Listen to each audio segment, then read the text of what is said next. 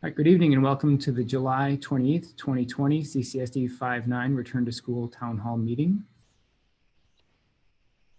Buenas tardes. Para las personas que quieren escuchar la presentación en español, un video de este ayuntamiento será compartido mañana. Good evening and welcome to our presentation this evening.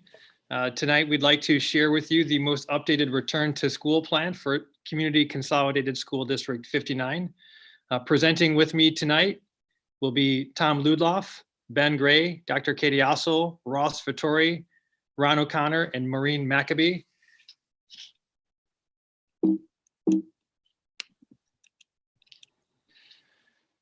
So as you know, Illinois continues to be in phase 4 of the governor's reopening Illinois plan. Within phase 4, the governor has provided several guiding principles for public gatherings and including reopening schools. So one of the most challenging pieces of the reopening is the gathering of 50 or fewer are allowed in restaurants, bars to reopen. Travel resumes, childcare in schools may reopen under guidance from the Illinois Department of Public Health. And face covering and social distancing are the norm. So the CDC and the Illinois Department of Public Health provided guidelines to support phase 4. Within their guidelines, they are encouraging in-person instruction to the greatest extent possible while maintaining safe environments for students, staff, and families, must require the use of appropriate PPE, including face coverings, must prohibit more than 50 individuals from gathering in one space, require social distancing to be observed as much as possible, require that schools conduct symptom screenings and temperature checks, or require that individuals self-certify that they are free from symptoms before entering a school building. And then it also requires an increase of school-wide cleaning and disinfection. So I want to pause for a second and just thank all of our parents for your patience in this process. This process has been guided by a number of different resources, including the State Board of Education guidance. We've received 4 different sets of guidance from the State Board of Education. The most recent was just last week. So that was July 23rd, and that was the fall 2020 learning recommendations. Within those recommendations, they had a number of suggestions for school districts to follow. In fact, it was a 103-page document. But a couple of the most important requirements for schools in reopening, first is that requires that students receive at least 5 clock hours of combined instruction for a school day on a daily basis. This is regardless of whether the setting is in person, blended, or remote. And then also require that districts must provide remote learning services upon parent and guardian request. So in terms of our planning, we've had a significant number of staff and teachers participate in our reopening planning. We've been meeting since May to try to work through what reopening schools could look like. Dr. Fessler, I just want to interrupt real quick. The slides aren't advancing, so you're still on the cover slide. Okay, they're advancing on my machine, so. Okay, maybe escape and then you can share screen again. Or else I can jump in and share.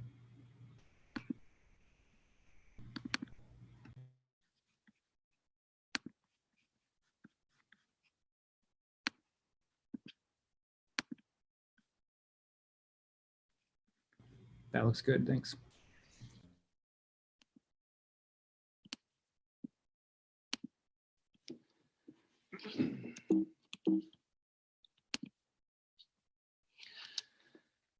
So the district has developed several return to school priorities. First of all, our priority is to return to full in-person instruction as quickly as possible, but as safely as possible. We absolutely want our students and staff back in our buildings. Again, we want this to happen when we can do this safely. We also want to provide an alternative remote option for families who choose. It's our goal to have caring for school or for social, emotional, physical, and mental health needs of all of our students and staff. It's important to address the learning loss early in the school year through focus on a diagnostic assessment, essential learning targets, digital resources that are adaptive, and differentiated instruction. Ensuring equity and access for all students, establishing protocols and procedures for safe in-person instruction, and outlining common expectations and routines for remote learning.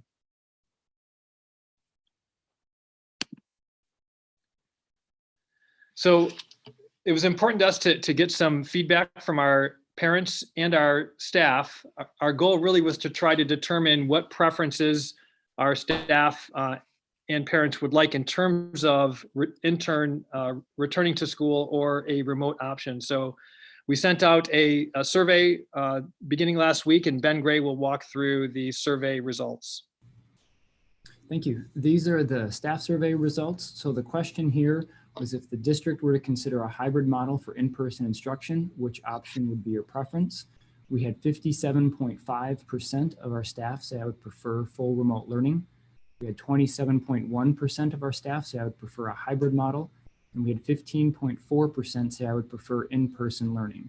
And this is a combination of all of our staff groups. So it's our certified, our ESP, our Cameo, our admin, all of our staff groups combined for this slide. Next, we asked families a similar question. So this was the second family survey that we administered. Several weeks ago, we had administered a very similar survey that asked the first question, based on the two options presented in our return to school plan, which choice below best describes your plans for your child when school begins? So we repeated this question again. This survey ran, as did the staff survey, it ran from July 20th to the 26th. In this survey, we had 58.5% of families say their child would attend in-person learning, and we had 41.5% say that their child would participate in the remote academy.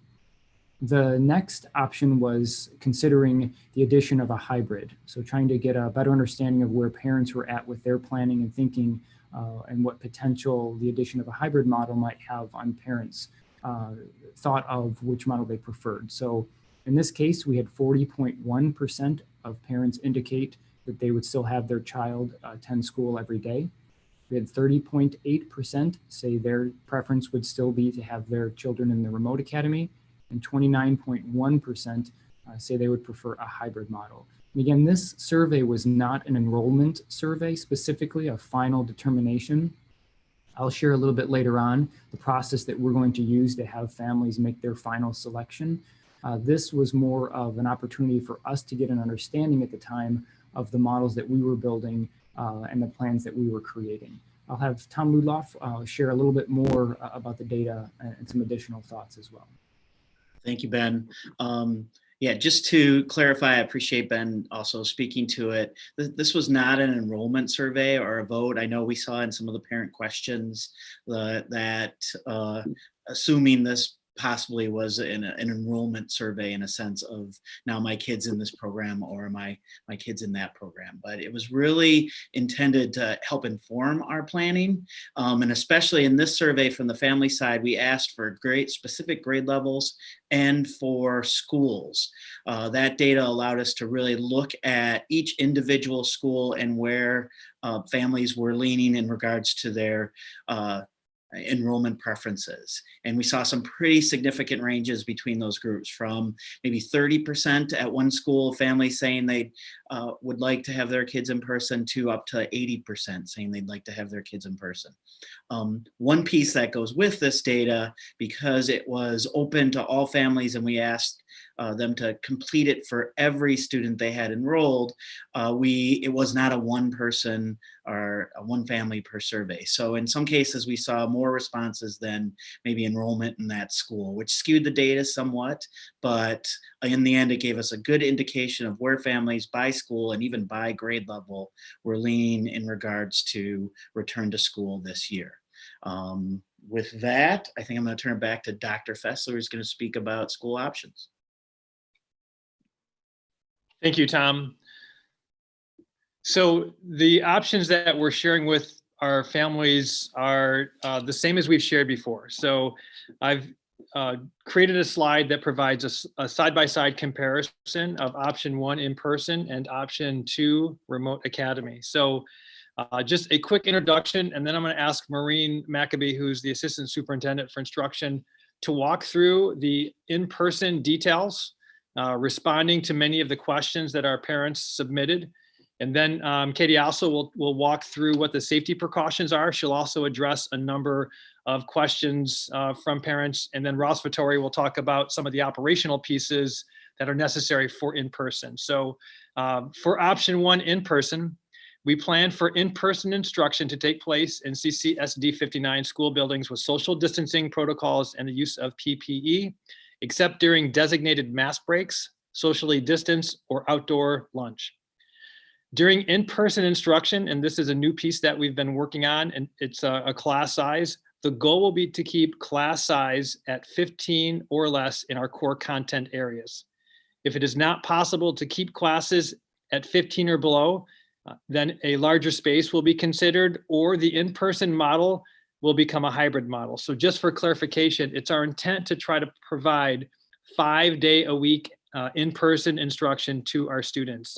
If we can't maintain a class size of 15 or less so that we can have appropriate social distancing, then we will go to a hybrid. For example, a hybrid model could be students attending school for in-person learning 2 days a week and then participate in the remote learning academy from home 3 days per week. Thirdly, the regular start and end times will be maintained to the fullest extent possible unless the duration of the school day needs to be decreased to safely accommodate students and staff. The minimum length, again, in both the in-person or remote academy is 5 hours of combined instruction. Option 2, the remote academy. Enrollment in the remote academy is for enrollment in a full remote instructional model is available for any family who are concerned about the potential of virus exposure or uncomfortable with their child wearing a mask for the full day. Classes in remote academy will have a dedicated remote learning teacher who are CCSD59 teachers, though not necessarily from the child's home school. We could utilize a cohort approach across the district by grade level or content area to help balance the numbers. Students in remote academy classrooms will likely come from various CCSD59 schools, and these classes could be multi-grade. In some cases, again, we want to try to level our numbers, balance our numbers as best we can. Parent enrolling in the remote academy will need to make a commitment to participate in full remote instruction throughout at least October 30th, 2020. Services such as EL, dual language, IEP, 504, gifted will be provided in remote academy, but modifications will be needed and services may not be provided in the same manner that they are typically provided in person. Maureen's now going to walk through some of the details of option 1 in person. Excuse me, before that, a new recommendation that we're bringing to the board for the return to school timeline in option 1 is a beginning of the year remote learning option. And in order to ensure the safety of our students and staff, we are recommending to the board a 4-week period of remote learning to start the school year for all students. During the course of the 4 weeks, we will closely monitor the most current COVID-related data to determine when we will transition to full in-person instruction for those families who will select option 1. Again, it is our intent to get our students and staff back in our schools as soon as we can, but only when it's safe. So a timeline would look like this. Monday, August 17th, the school year begins with remote learning for all students. The week of August 24th and 31, continue remote learning for most students. There is a potential for in-person learning for select student groups with higher support needs. Please note that our remote learning in the fall will look significantly different than it did in the spring. I know that I've received a lot of parent comments and questions about what remote learning will look like, and we'll provide those details, but I assure you that it'll be significantly different than in the spring, with mandatory contact time with every student every day. September then would be the tentative transition to in-person instruction, possibly starting with a hybrid or shortened day to ensure safety if enrollment numbers can't meet that 15 per class goal. Our rationale, again, prioritizing safety. While we are currently in phase 4, positivity rates in our Cook County Region 10 have surpassed the CDC guidelines of 5% warning. 5.4 is the current positivity rate in Cook County Region 10, which we are part of. And this has been trending upward for the past 10 days. The Illinois Department of Health positivity rate for warning is 8%. It's also important to provide necessary time to schedule students, create bus routes, adjust staffing where needed. We'll talk more about our staffing plan and additional potential hires we may need to run our full in-person and remote academy. We also need to get accustomed to the type of remote learning that will be utilized when needed during the 2020-2021 school year. This will provide additional time for staff, parent, and student trainings prior to the return to in-person instruction. This will allow us to begin the year with a consistent format for all students. In future slides, we'll talk a little bit about how we will schedule with our students, with teachers, and how that process will play out.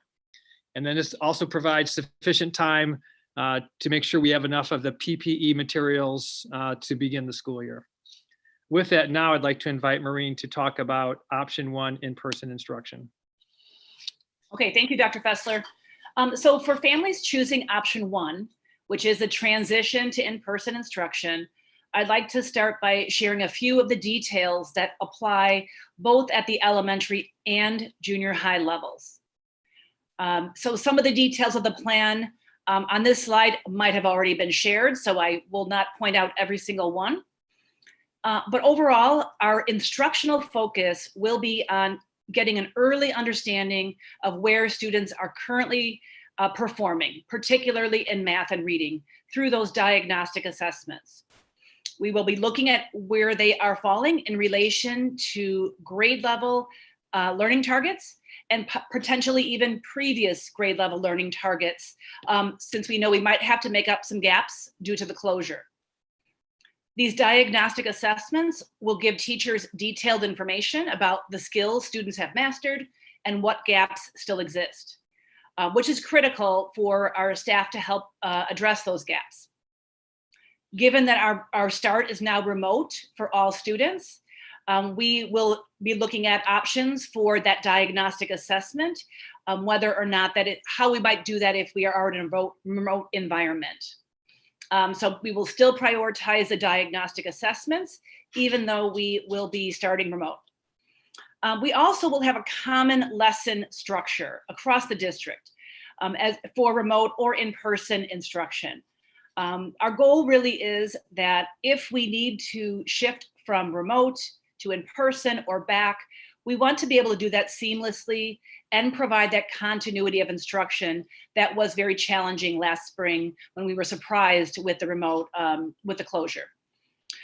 So we want to be ready for that. We have a common lesson structure as well as a common daily and weekly schedule that will be standard across in-person or remote. That structure really provides a short mini lesson followed by student practice. We will take a closer look at the daily, weekly schedules in just a moment. But I also wanted to point out, as Dr. Fessler shared too, we will be maintaining programming for electives and specials with adjustments. And I'll talk a little bit more about what those adjustments might be, that might be needed as we dig further into the specific elementary and junior high details. So some things particular to elementary, starting with those specials modifications. For those of you that might be new to the district, specials refers to PE, fine arts, LRC classes that students have each day. And we still want students to have those opportunities on a regular basis, but we will have a somewhat modified schedule, including a modified location perhaps. We really anticipate that when we return to in-person, some of our safety protocols and measures, such as hand washing, mask breaks, entry and dismissal will take quite a bit of time. So we needed to modify the instructional minutes somewhat to allow for that. But our goal will be to have specialist classes each day for at least 30 minutes. That will be our goal. In addition, I want to point out a few other things, and that is that our resources. So we also have some new resources that will be used in both remote and in-person instruction that will help us help provide individualized learning paths for students, particularly in several reading areas and in math. In terms of non-digital resources, I just want to also mention that we know those are very important. We are even looking at how we might repurpose our current math manipulatives to create kits that students can have at home. Those are some of the things that we are working on. And also our small group instruction is something that we want to continue. Some of those key features of in-person instruction that we are bringing back to make sure that all students have, even at the start of the school year when we are starting remote. I also want to mention that one other modification is that we will be having a temporary hold on starting band and orchestra lessons for our elementary, our 5th grade students, partly due to safety precautions with band instruments specifically, but also we know that when we return to in-person instruction, we may need those staff members to support the class size reduction at the junior high level, so those can continue. But we will ensure that students have future band and orchestra opportunities.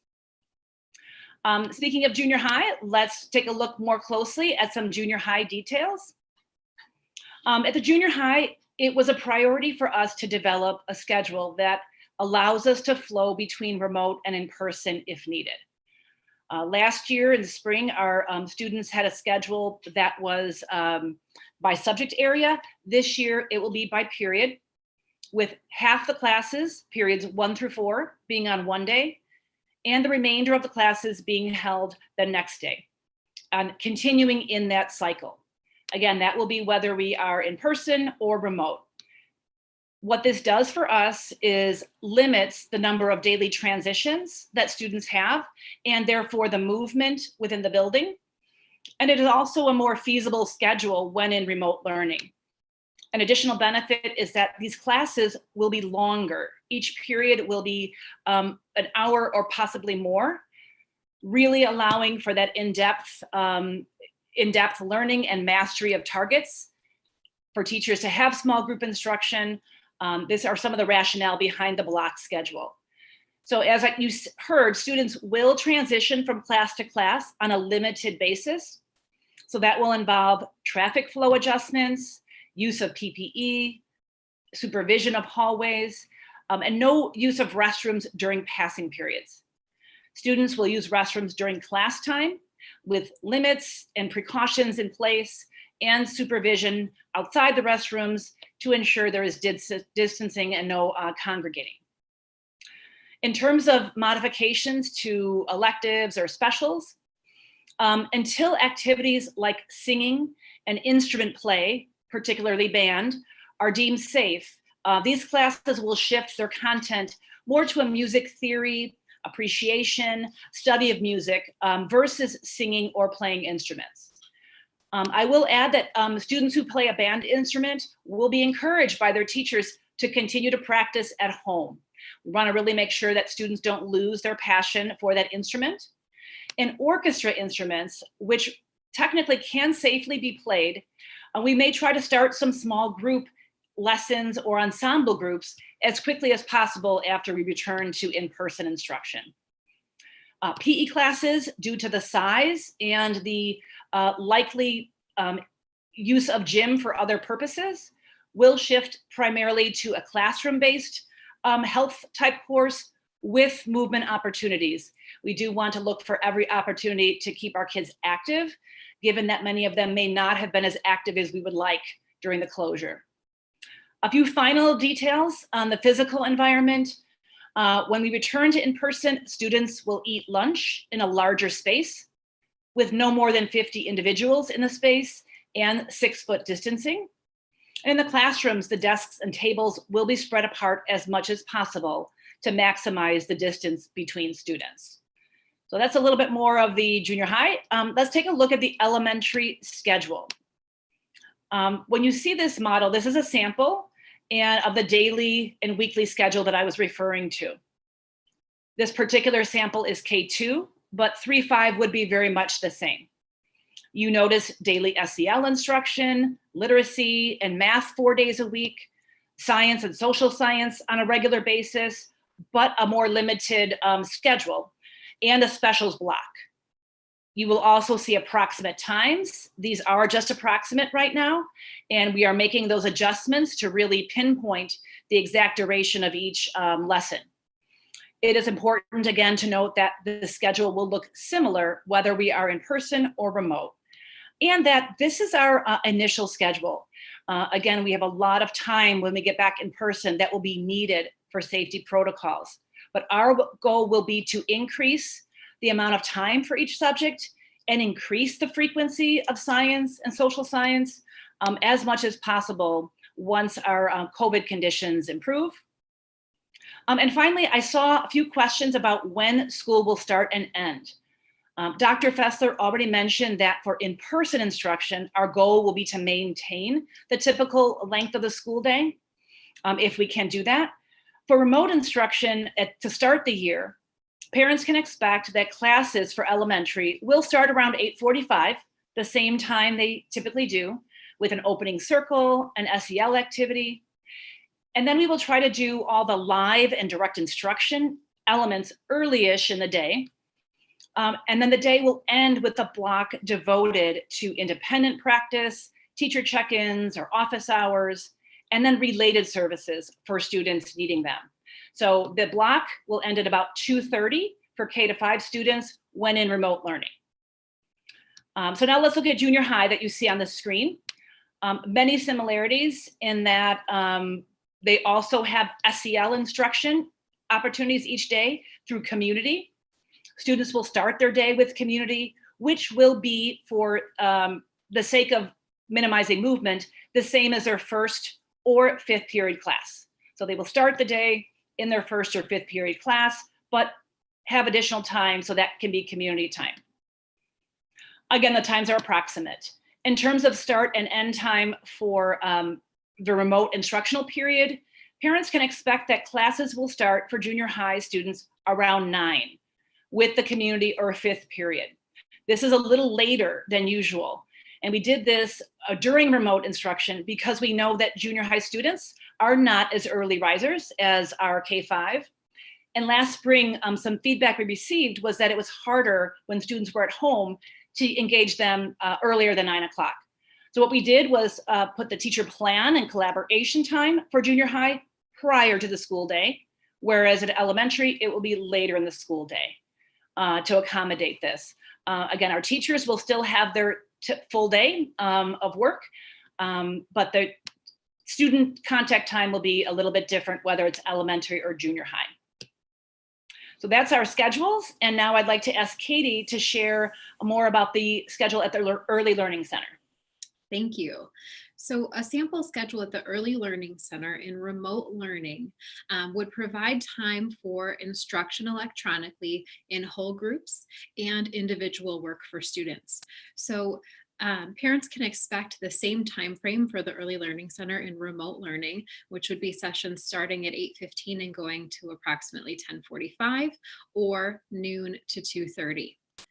They would start out with 15 to 20 minutes of whole group live Zoom instruction facilitated by the classroom teacher and paraprofessional. Following that, depending on student need, there would be time for facilitated free play, teletherapy, receiving the services needed for that individual child, or weekly choice board activities that can be completed. We also want to make sure that we're fostering nutrition habits and movement habits. So we'll have snack breaks and movement breaks built into that remote learning schedule as well. There will also be a 15-minute whole group live Zoom that's facilitated by related services staff and paraprofessionals, and time for independent early literacy and math activities. So that is a sample of what the Early Learning Center schedule will look like in remote learning.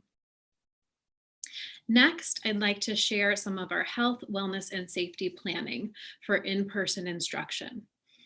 As Maureen spoke to, there are some things that are going to look different for our students in order for us to maintain our health and safety planning. The first is lunches.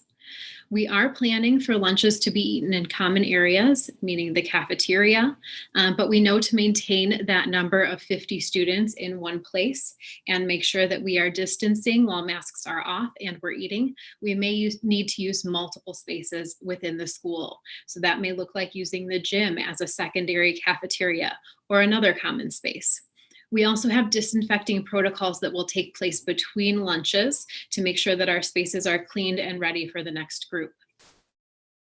Our elementary specials classes will also have many safety measures in place. And so as mentioned before, that may look like teaching in a different space or teachers rotating into the classrooms, because areas where those classes are typically taught may not be able to be utilized because they're being used for additional lunch spaces or health-related needs. Our entry and exit to school will be carefully and strategically planned so that we don't have large groups of students coming together whenever possible.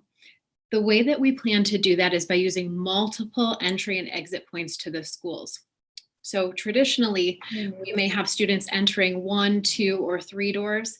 Now we may be able to utilize 4, 5, or 6 to spread out those different groups and have them enter at different points so that they aren't congregating in large groups. The same would happen for exit. So we may exit by grade levels or by groups or by geographic area or by buses to make sure that we have students exiting the building at different times and not creating large groups.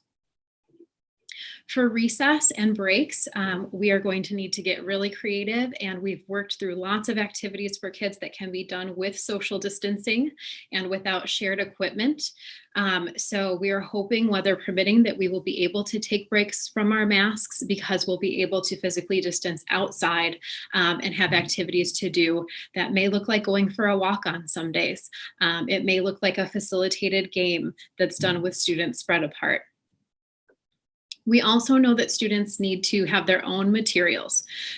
So we want all students to have their school supplies in their workstation at their desk that they are using on their own and not sharing with others.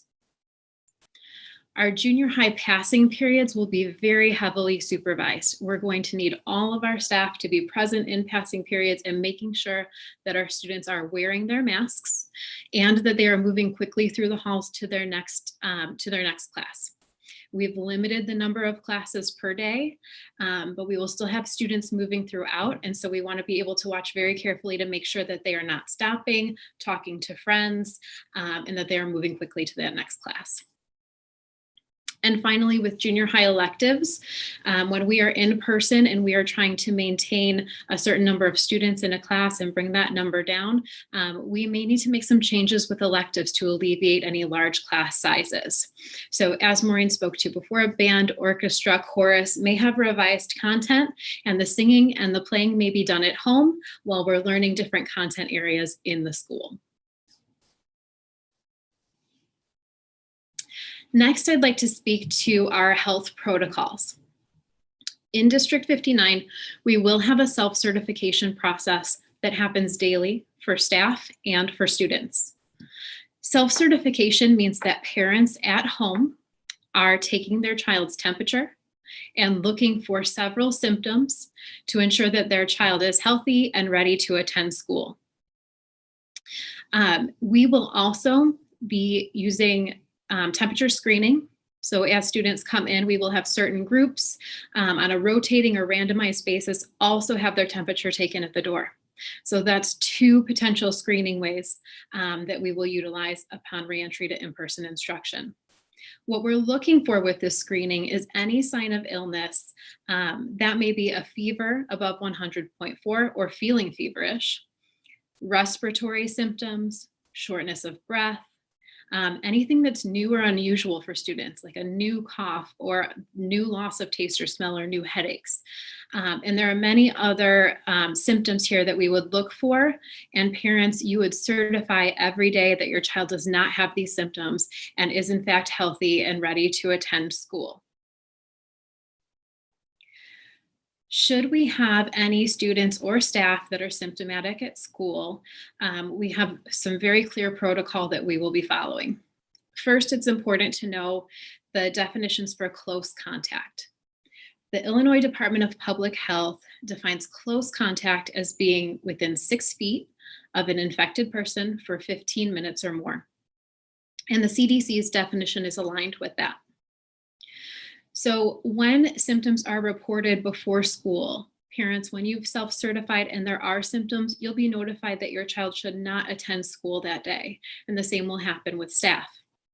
They will not be permitted to enter the building if they do in fact have symptoms or symptoms reported. And with those symptoms, in order to return to school, there would have to be at least 10 days passed since the symptoms started. The child would have to be fever-free for at least 24 hours without medication, and any respiratory symptoms must have improved. Or 2 negative COVID-19 tests that are taken at least 24 hours apart could be produced, and the child would be fever-free without medication, and the respiratory symptoms would have to be improved. Should symptoms emerge during the school day, for staff or for students, the nurse will immediately evaluate that person. And should the symptoms be present, that person will be immediately taken to a space where they can be isolated, a quarantine space, to make sure that they are not spreading any illness until they can be picked up. Students would have to be immediately picked up and will not be able to take the bus home should they exhibit any symptoms during the school day. When that happens, we will close off any spaces that were utilized by that person so that they can be properly cleaned and disinfected. And the same criteria would have to be met in order for that student to return to school. 10 days passed since the onset of symptoms, fever-free, and improved respiratory symptoms, or 2 negative COVID-19 tests taken and improved symptoms. In terms of notification for those who are ill, any students or staff who were in close contact with that person who has a confirmed case of COVID-19 would be notified immediately that there is an increased risk and would isolate for 14 days. So again, that close contact is within 6 feet for 15 minutes or more. And we would look at the 2 days prior to the symptoms being exhibited or the test being positive. That group would then have access to remote learning so that those who are not ill can still participate until the time when it is safe for them to return to school. And with that, Ross Vittori is going to speak to some of our facilities and operations planning. Thank you, Katie. In our return to school planning, we have a complete committee that is dedicated to the facilities and operations planning. One of the first items that we started looking into was distancing and maximizing the square footage in our facilities. An example of that could be taking a library area, rearranging or moving furniture so that could be used as a classroom instead of a library. We're also looking at furniture in our smaller spaces like a classroom, and any furniture that can be removed. Sometimes we have bean bags for cooperative learning, or we have carpet areas for reading.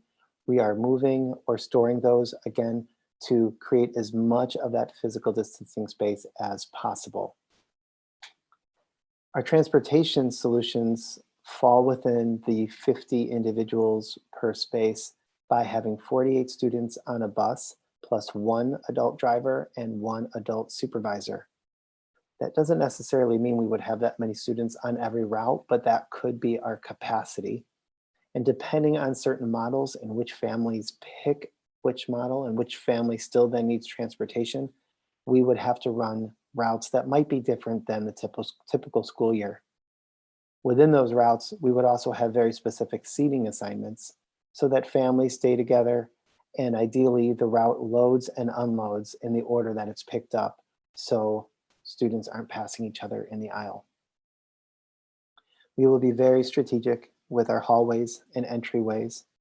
We will make sure that we're utilizing as many entrances and exits as possible as could be supervised.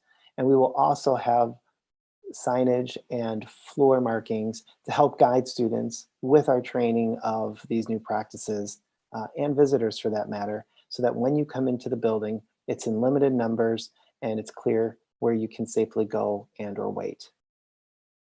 We will have signage. It'll be in the language that correlates to our dual language programming. So we will have English, Polish, Spanish signs in our schools. We will have signs that comply with all CDC recommendations, but more importantly, they're going to be student friendly and used in a way that not only teach all of us what should be done to stay safe, but also remind us. Hand sanitizing by washing hands is still the #1 recommended way to keep your hands clean. We're very fortunate and very unique in how many classrooms have sinks in them in District 59 in the elementary buildings. So we're going to utilize that.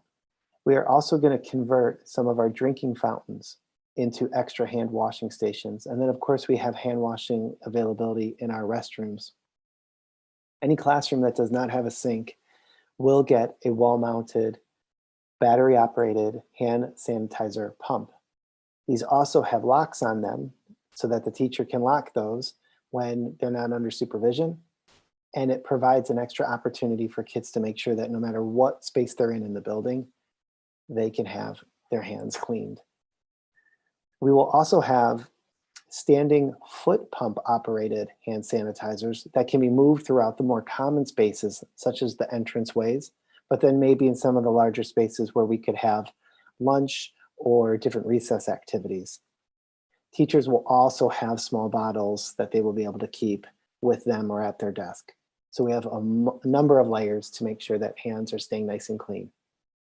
Custodians will be making more frequent rounds in high traffic or high touch point areas, but we also want to make sure that every learning space has disinfectant wipes there and ready to go for both teachers and students to use as needed to wipe down their own area, not only to keep it sanitized and clean, but also to make everyone that is working in that space feel comfortable. And staffing considerations are important. We are required and believe in accommodating all ADA medical needs that our staff will bring to us. That's information we're gathering now, and that will impact our staffing plans. We have also asked staff to be very flexible with duties and class coverage. We know some of our employees will be doing things that they wouldn't typically be doing, whether that's a different kind of supervision in the hallway or the library assistant who won't be checking out books to class this week. Maybe they'll be assisting in the office. We are asking for that flexibility. And now I'll hand it over to Maureen to talk a little bit more about the remote academy. Okay, thank you, Ross. So we talked a lot about option 1 earlier, the return to in-person option. So now I want to share some more details about option 2, the remote academy. The remote academy is for families who prefer a longer term remote plan.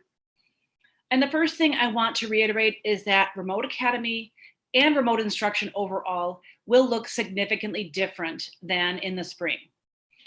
Each day will include synchronous or live instructional opportunities, as well as asynchronous or activities students can do at their own pace. Of the 5 hours of instruction, approximately half will be spent in each type of instruction. So you can see that's significantly different than in the spring. Another difference from remote learning of last year is that we will have clear expectations of students and staff, and we will be using a more consistent and cohesive approach than in the spring, similar to those schedules that I showed you earlier. We really are aiming for a remote model to mirror the in-person model as much as possible. And we hope to follow that same daily schedule based on the enrollment numbers. We should be able to do that.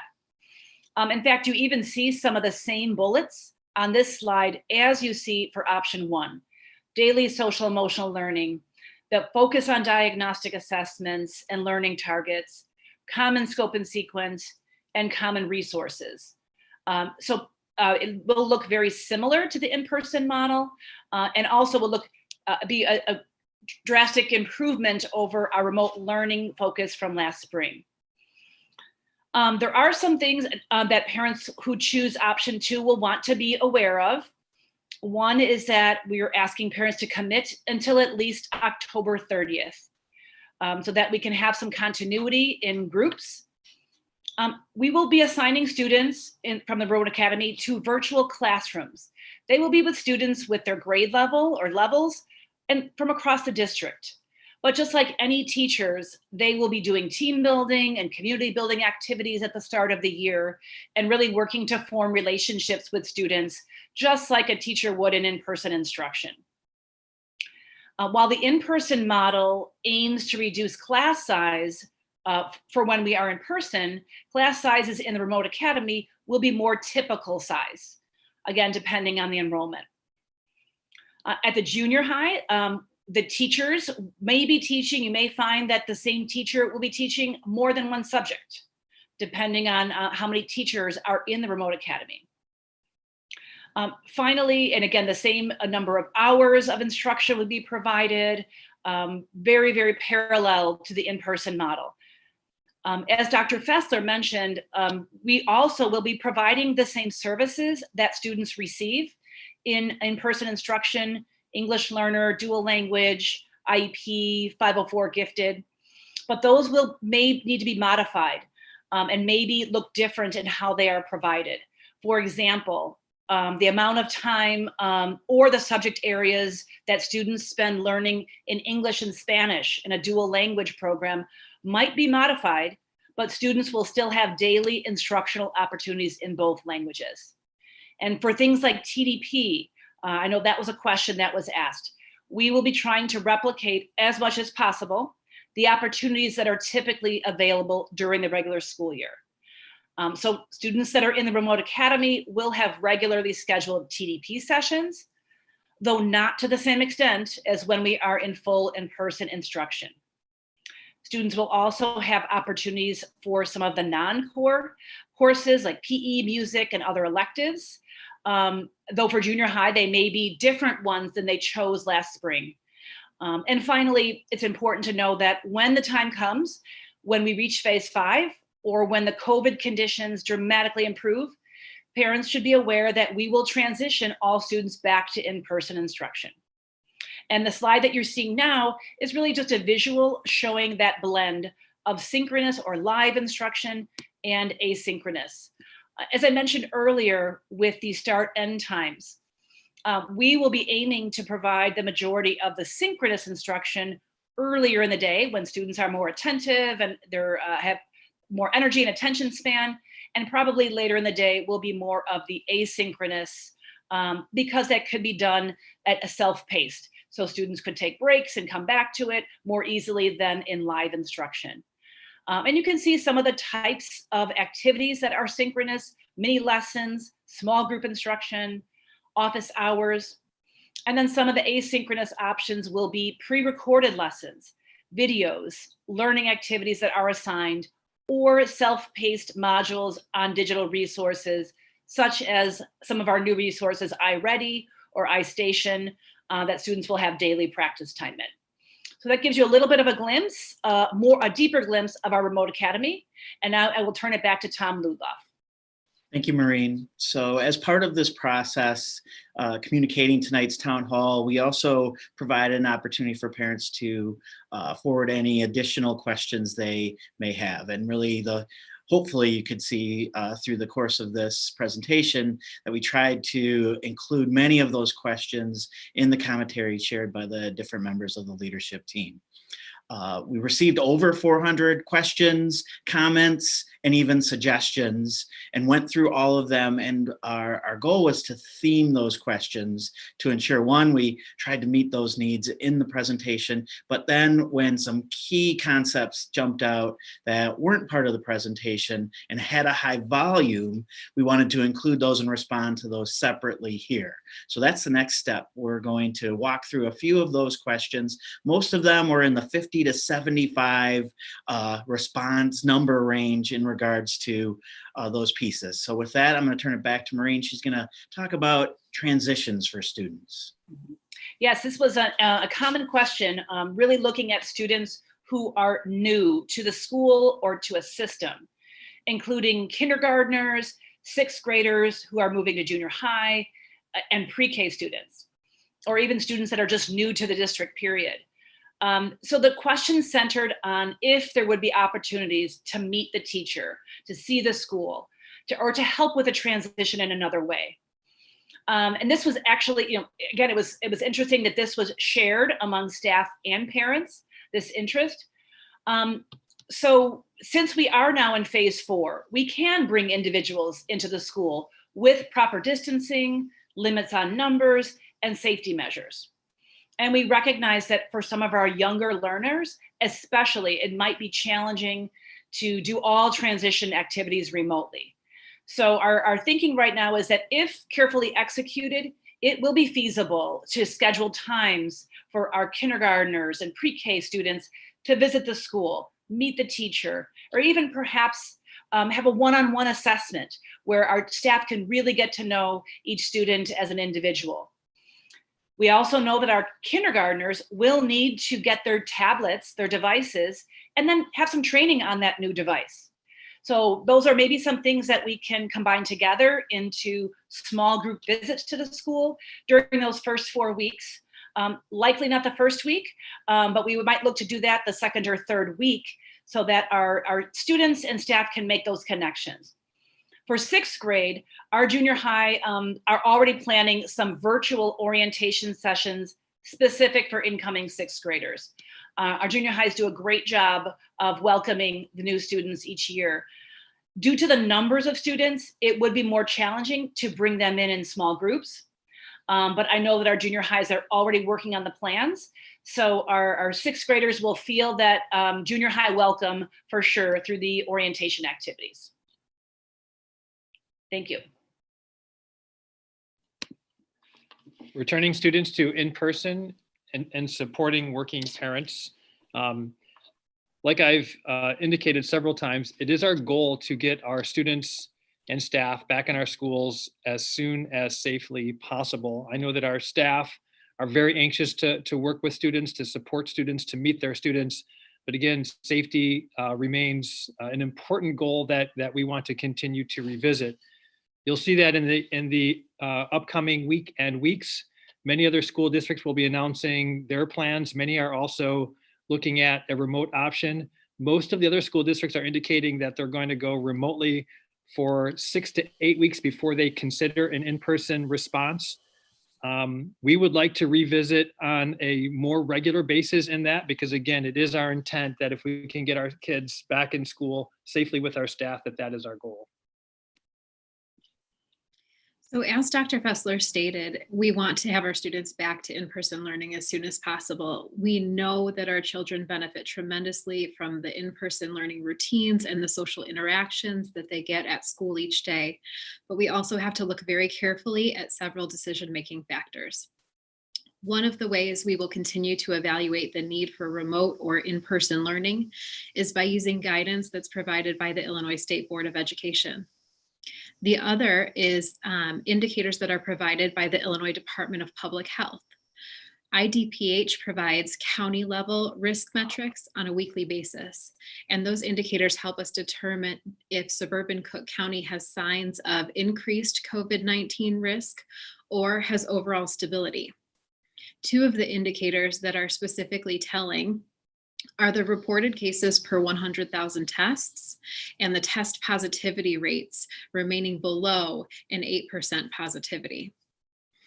We consider IDPH indicators to determine the safest possible return to school plans. And with that information, we may be able to bring back select groups of students, as Maureen discussed. These may be the students who have the most significant learning or safety needs first. We know there are many families beyond those smaller groups that are looking for the routine and stability of in-person learning. And until we're able to bring back larger groups of students, we understand that remote learning will present childcare challenges for many families. Some of the questions that we saw come in were about what childcare supports will there be. There were even some comments that I thought were very good questions that were like, childcare centers are open, daycare centers are open, why can't schools be open? So I thought I'd provide a little bit of information regarding that. First and foremost, we are actively exploring these supports for our families. In the event that the remote learning or a school closure occurs or is extended, we would really like to be able to provide additional supports for our families. But there are some key differences to understand between child cares and daycare centers and schools, one of which is they are overseen by different state organizations. And there are very different requirements and criteria, one of which is a public school accepts all students within their boundaries because it's a public service, where child care centers can have certain caps and limits. So when we're trying to make plans for 300, 400 students, it provides some different challenges. However, we are very blessed and lucky to have strong partnerships with the park districts in the 4 villages where our district resides. That is Arlington Heights, Des Plaines, Elk Grove, and Mount Prospect. So we are creatively working with those partners to try to combine all of our strong assets so that if the remote learning is extended or the Restore Illinois plan moves in a different direction, we can creatively provide some options for some of our families, as many families as we can. So it is important to us that you know that that is actively being worked on. And if we are able to provide such a support, we will quickly be able to get that information out to families. Another question we received is in regards to students coming in, as Maureen mentioned, kindergarten students coming in who don't currently have a device, as well as second grade students who, when our students in our district go into second grade, they trade in their tablets for a Chromebook. So our schools are prepared, our elementary schools are prepared to run a process prior to school starting where second grade students will come and drop off their Chromebook or drop off their tablet and then pick up their Chromebook. That will run for a period of several days, and there'll be time for the school to sanitize the tablets that the second graders dropped off. And then we'll open a window to allow the kindergartners to come in and the kindergarten students to come in and pick up their devices. For both of those, we will be offering support documentation as well as orientation for the use of those new devices, which will be new for those students. And we also had the question about the district providing internet hotspots. That is something that we did in the spring. We will continue to do that for families who are in need. If you need an internet hotspot and you do not have internet at home, please contact your school building and they will distribute and set up the process to distribute a hotspot for you so that you can have access to the internet at home for remote learning and to support your students and children. The next piece is specific to how the process will work for registration and selecting your final option. As I shared earlier, the surveys that went out were just a chance for us to get a better understanding of where families were at regarding their thinking. We're now engaging the time where families will make their final selection. We're asking you to commit to either in-person or remote learning. So starting tomorrow, we will send out a communication that'll have a link to Skyward Family Access. That's where we're going to conduct this process.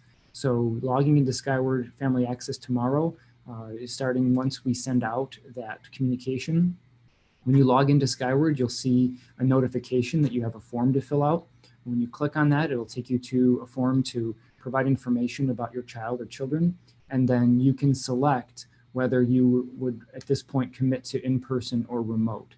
I do want to clarify, we have 2 different questions within your commitment. The first question asks specifically if we are in an environment where we can offer full in-person learning for 5 days a week. If we're in that scenario, if you would select in-person learning or the remote academy in that scenario. The second question asks, in the event that we can't do a full 5 days a week, if the health environment doesn't allow us to do that, then the question becomes, would you be willing to commit to a hybrid model, which is a reduced number of student attendance days? So in this case, in person. So in this case, it would potentially be students come to school for 2 days, and then for 3 days of the week, they have remote learning. So the second question asks, in the event we need to utilize hybrid, would you select a hybrid model or would you select the remote academy? So you'll get information about that tomorrow. If you do not know how to log into Skyward, you can contact your school and that office will help you with your login process and credentials.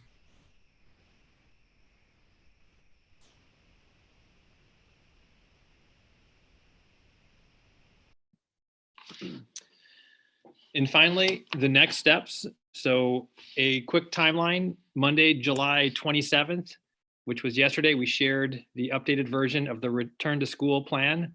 Again, the two options remained the same. The difference is that we're asking our Board of Education to begin the school year remotely for 4 weeks. Tonight, we had virtual presentations and tried to respond to the questions that parents posed. We also had a virtual staff meeting earlier today. Tomorrow, July 29th, which is Wednesday, parent and guardian enrollment selection for in-person learning or remote academy. This is a critical step for us because this will allow us to actually plan what type of in-person instruction we can provide. Again, our goal is to have no more than 15 students in a content area class. That way we can adhere to social distancing guidelines as safely as possible. Next Monday, we do have a public hearing for the final budget.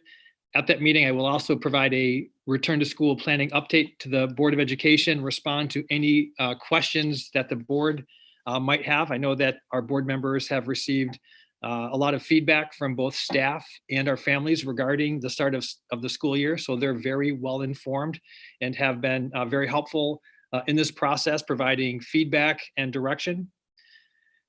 Monday, August 10th, we will then ask the board to approve our in-person and remote planning, all the elements and the plan.